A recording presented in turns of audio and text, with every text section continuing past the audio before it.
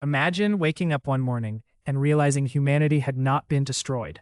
No alien invasion, no asteroid, no nuclear war, no robot army marching through the streets. The sky is still blue, your phone still works, your coffee machine still makes the same suspicious noises, your neighbor is still using a leaf blower at 7 in the morning, because apparently civilization was never perfect to begin with. Everything looks normal, except for one tiny problem. Nobody needs you anymore. Not your boss, not the economy, not the government, not even your fridge, because it has already noticed you are out of milk, ordered more milk, found a discount code, scheduled delivery, and judged your diet. This is not the day humans go extinct. This is something much stranger. This is the day humans become useless. And the weirdest part is, it probably would not happen with a dramatic explosion. It would not begin with a robot standing on a tank declaring, "The age of man is over." It would probably begin with an email, a very polite email. Due to recent improvements in operational efficiency, your role has been restructured, which is corporate language for a machine learned how to do your job, and it does not need health insurance. For most of history, the idea that humans could become useless would have sounded ridiculous. Humans were the most useful thing on Earth. We built tools, we made fire, we hunted animals much larger than us, which was brave, impressive, and honestly very questionable. We invented farming, cities, writing, science, medicine, airplanes, the internet, and the little plastic thing at the end of shoelaces. Every age had a job for humans. If you were strong, you could carry things. If you were clever, you could solve problems. If you were patient, you could teach. If you were persuasive, you could sell. If you were annoying, you could become a manager. Human society was built on the simple idea that people were needed. We needed farmers to grow food, builders to build houses, doctors to heal the sick, drivers to move things, teachers to educate children, writers to explain ideas, artists to make life less depressing, and office workers to attend meetings about meetings that could have been emails. Then, machines arrived. And at first, machines only replaced our muscles. A machine could lift more than a person. A tractor could plow faster than a farmer. A factory could produce more than a craftsman. But that was okay, because humans still had the important part. The brain. The machine could spin cotton, but a human designed the factory. The truck could carry cargo, but a human drove the truck. The computer could calculate numbers, but a human told the computer what to calculate. For a long time, that was the deal. Machines were powerful, but dumb. Humans were weaker, slower, but smarter. And so far, that was enough. But not anymore. Now the machines have their own brains. Now the machines are not just powerful. They are clever, they are patient, they are persuasive, they don't need health insurance, and they are everywhere, and more likely to spend 20 minutes looking for their phone while holding it in their hand. But humans had judgment. Humans had creativity. Humans had common sense. Well, sometimes. And because of that, we stayed useful. Every time technology destroyed one kind of work, humans moved to another. When machines took farm jobs, people moved into factories. When machines took factory jobs, people moved into offices. When computers changed offices, people moved into software, marketing, design, finance, consulting, content creation, and pretending to be productive on Slack. We were very adaptable, like employment cockroaches, hard to kill, always finding a new corner of the economy to survive in. But what happens when there are no corners left? What happens when machines do not just replace hands, but also replace brains? What happens when they can drive, write, code, diagnose, design, negotiate, teach, manage, and create? What happens when the robot does not just replace the worker, but also replaces the person who was supposed to manage the robot? That's when the old story breaks. Because the old story says, don't worry, new jobs will appear. And maybe some new jobs will appear. But the scary question is not whether new jobs appear. The scary question is whether humans will still be the best choice for those jobs. Imagine the first wave. Customer service disappears quietly. For years, companies paid humans to answer questions from angry people who forgot their passwords. Then AI systems became better at it. They could answer instantly. They knew every company policy. They spoke every language. They never got tired. They never had a bad day. They never said, "Please hold," and then vanished into another universe. At first, humans stayed around for the difficult cases. But then the difficult cases stopped being difficult. Refunds, insurance claims, technical support, banking questions, legal paperwork, travel problems. The AI could remember everything, explain everything, apologize perfectly, and sound more emotionally stable than most actual humans. So the support teams shrank, then shrank again, then disappeared, and customers barely noticed. In fact, some customers were happier, which is a very awkward way for an entire profession to die. Then transportation changed.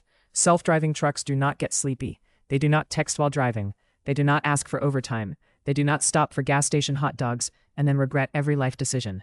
They drive, they recharge, they unload, they reload, they keep moving.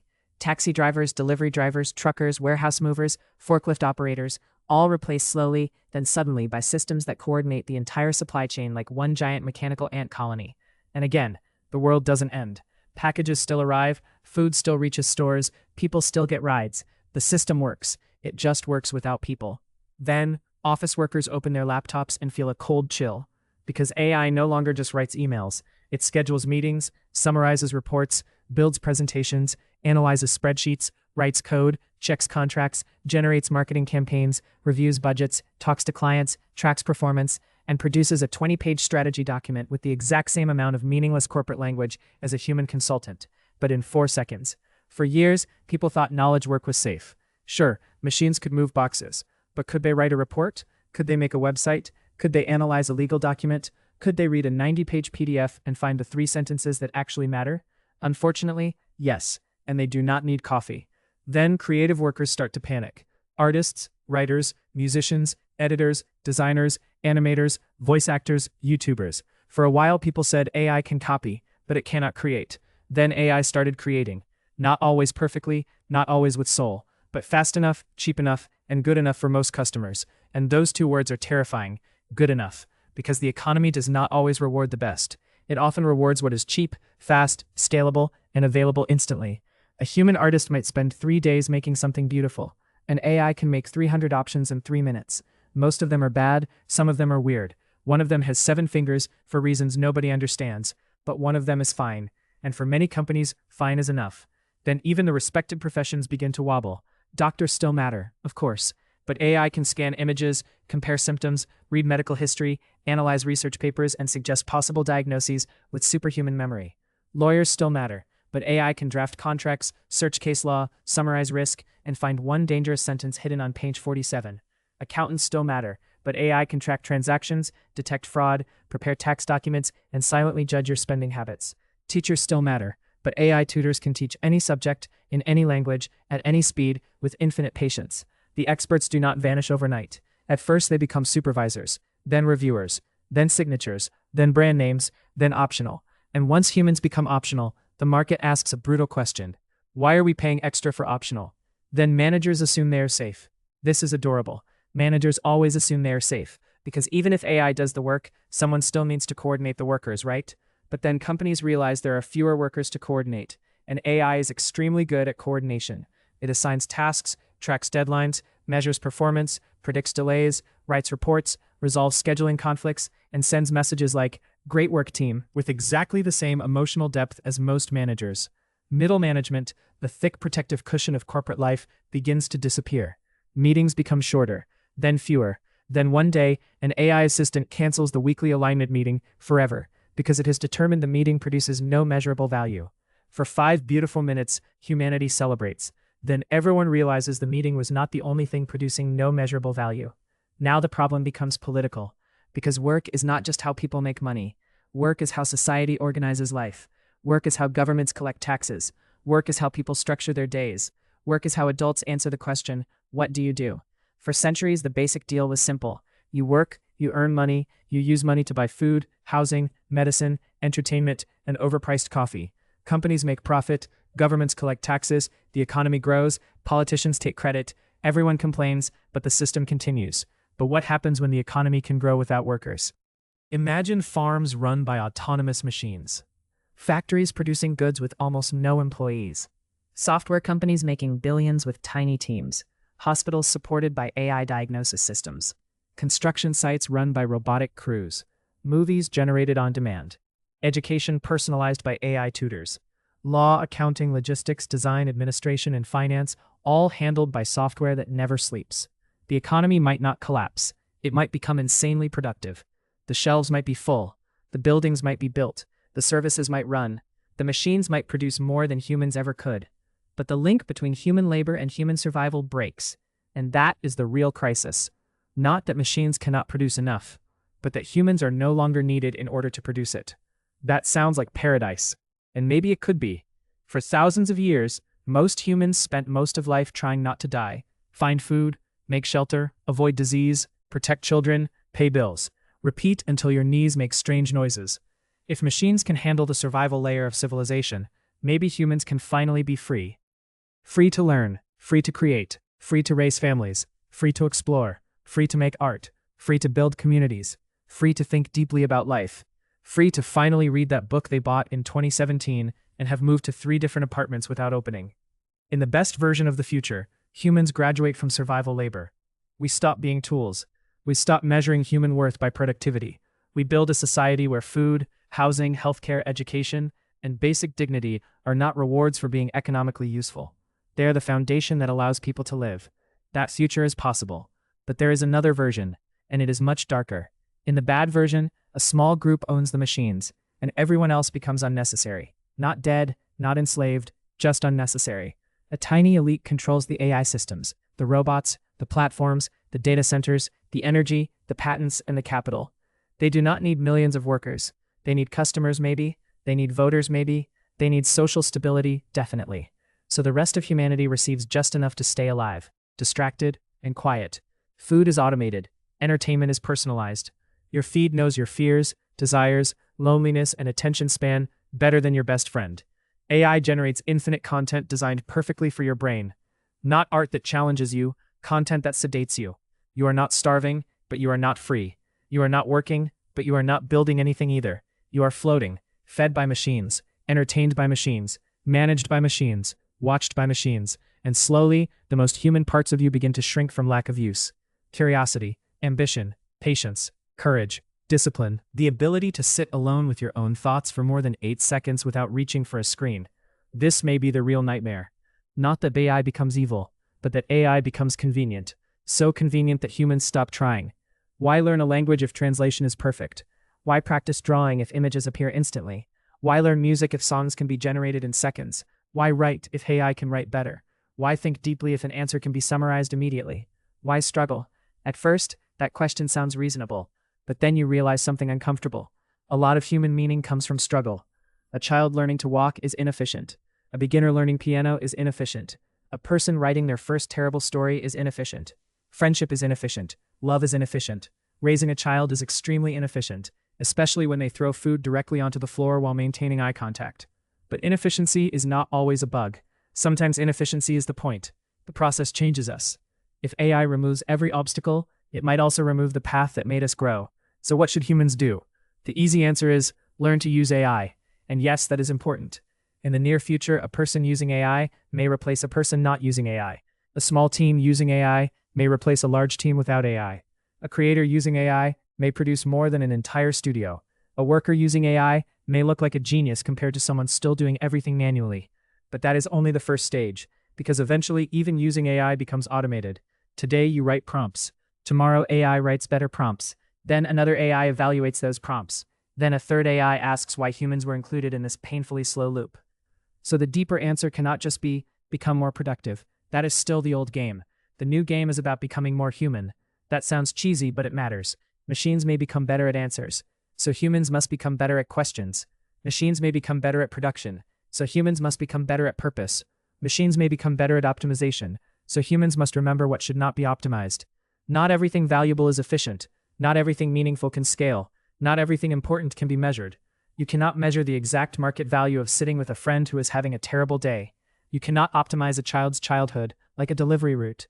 You cannot reduce love to a productivity dashboard. At least you should not. The future may belong to people who can create trust, taste, judgment, community, and direction.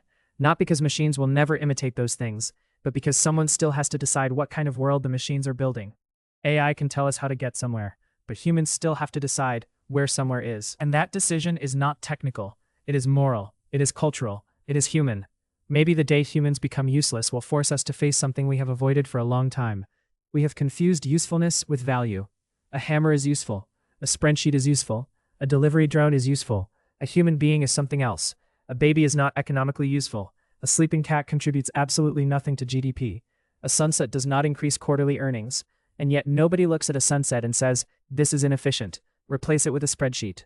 Human value cannot come only from labor, but modern society often acts like it does. When someone asks, what do you do? They usually mean, what is your job? Not what do you love? Not who do you care for? Not what kind of person are you when nobody is watching? Just, What function do you perform in the machine? So if the machine no longer needs our function, we face a terrifying identity crisis. Who are we when we are not needed? Some people will answer beautifully. They will create, they will learn, they will help others, they will build communities, they will spend time with family, they will explore the world, they will grow tomatoes and become weirdly passionate about soil quality. Others will struggle. Because free time is only freedom when you have money, purpose, and community. Without those, free time becomes a giant empty room with bad lighting. People do not just need income, they need to feel useful, they need to feel respected, they need a reason to wake up, they need a story that says, I matter. So the future cannot simply give people money and call the problem solved. Money matters, survival matters, but meaning matters too. A society where humans do not need to work must still give humans reasons to live. That might mean new forms of community service, new creative institutions, new education systems, new local projects, new ways to recognize care work, parenting, mentoring, art, friendship, and civic life. It might mean treating human development as seriously as we once treated economic growth. Because if machines take over production, then the central question of civilization changes. It is no longer, how do we make more stuff? It becomes, what kind of people do we want to become? That question is scary because there is no app that can answer it for us. There is no perfect algorithm for a meaningful life. There is no dashboard that tells you whether your soul is up 3% this quarter. And maybe that is good. Maybe the parts of life that cannot be automated are the parts we should protect most. One day machines may drive better than us, calculate better than us, diagnose better than us, write faster than us, build faster than us, remember more than us, sleep never, complain never, attend meetings without emotional damage. By machine standards, humans will look terrible. We are slow, emotional, distracted, fragile. We forget things. We need food. We need sleep. We make irrational decisions. We get jealous. We procrastinate. We spend money on things we absolutely do not need, and then call it self-care. But we also laugh. We forgive. We wonder. We suffer and still try again. We create meaning in a universe that did not come with instructions. We sit under the sky and ask impossible questions. We love people who cannot be optimized. We tell stories about who we are and who we might become.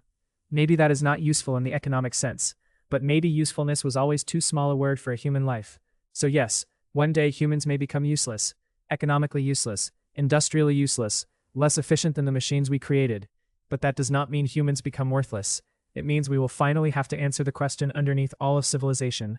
If we are no longer needed to work, what are we here for? And that question may be terrifying, but it may also be the beginning of the most human chapter in history. Because maybe the future doesn't begin when machines learn to think. Maybe the future begins when humans finally learn how to live.